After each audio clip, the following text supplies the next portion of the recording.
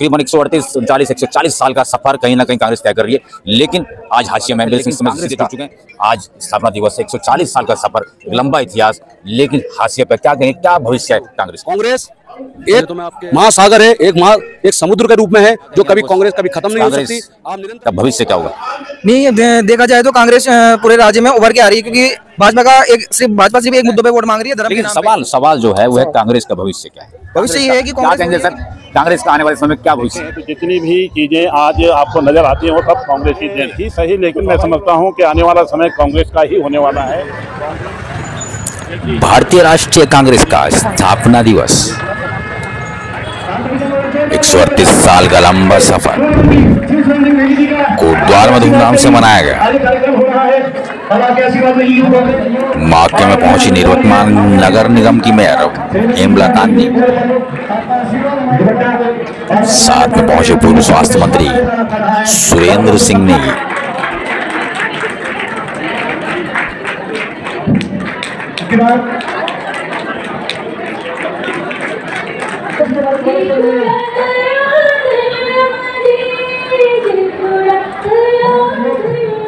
ढंग से सब कुछ आपका हमने ले लिया है, आपका आशीर्वाद हमारे ऊपर है। इसी प्रकार आप महेंद्र सिंह जी का शुक्रिया करके और कांग्रेस ने अपने संगठन के माध्यम से इस देश को आजाद करने में बहुत बड़ा योगदान दिया था। आप सब लोग जानते हैं, आपको बता दें 1885 में भारतीय राष्ट्रीय कांग्रेस की स्थापना हुई और आज 138 साल बाद भी कांग्रेस राजनीति में सक्रिय। हालांकि 138 साल बाद अब कहीं ना कहीं राष्ट्रीय कांग्रेस अपने आप को बहुत नीचे पाती है। क्या रहेगा भविष्य, आइए जानते हैं कांग्रेसियों से। नमस्कार दोस्तों, सुदर्शन चक्र लाइव पे एक बार फिर से आप लोगों का बहुत बहुत स्वागत है। अगर मैं आज बात करूं तो कांग्रेस का आज स्थापना दिवस है, तकरीबन 140 साल का सफर कहीं ना कहीं कांग्रेस तय कर रही है, लेकिन आज हाशिया में मेरे संग सीधे जुड़ चुके हैं जो यूथ कांग्रेस के जिला अध्यक्ष हैं विजय रावत, और भूतपूर्व छात्र संघ अध्यक्ष भी रह चुके हैं। विजय, पहले तो बहुत बहुत स्वागत है। लेकिन कांग्रेस का आज स्थापना दिवस है, 140 साल का सफर, एक लंबा इतिहास, लेकिन हाशिया पे क्या कहें, क्या भविष्य है कांग्रेस? पहले तो मैं आपके चैनल को शुभकामनाएं देता हूं, जो आप निरंतर हर मुद्दे से लेकर जन समाज हो, राजनीति के समाज हो, उसकी आवाज़ उठाते हैं। मैं आपका दिल की गहराई से और आपके चैनल को शुभकामनाएं देता हूं फ्यूचर के लिए। और आपने एक सवाल पूछा है, कांग्रेस का भविष्य।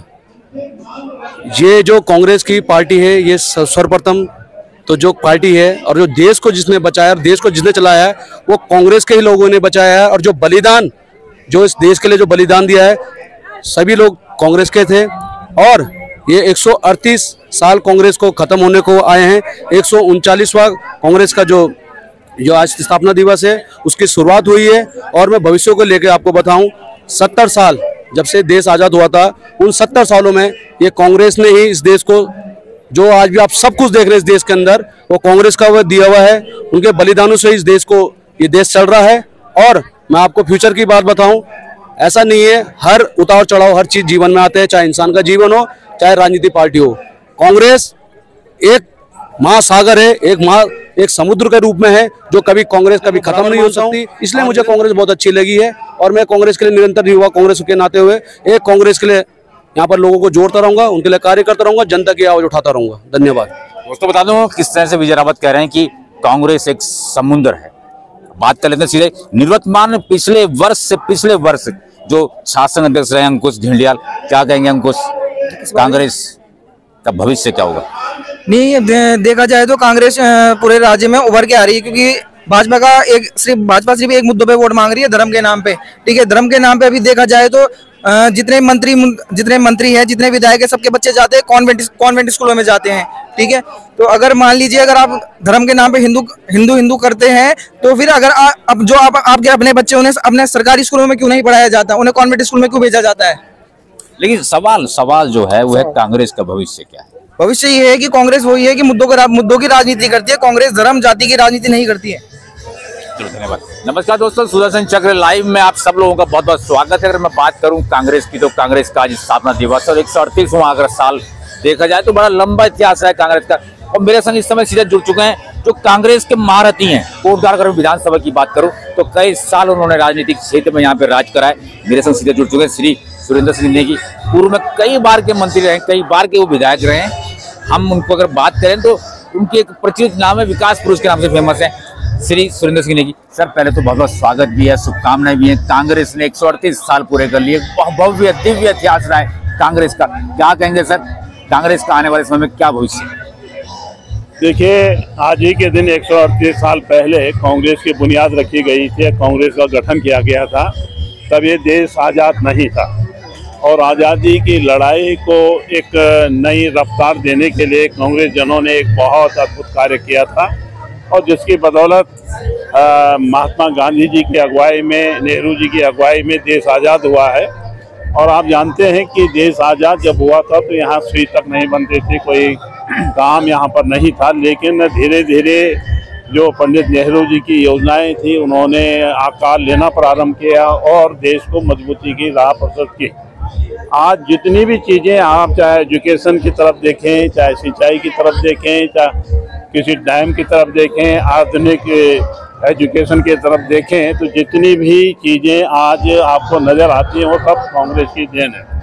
तो स्वाभाविक रूप से धीरे ही सही, लेकिन मैं समझता हूं कि आने वाला समय कांग्रेस का ही होने वाला है।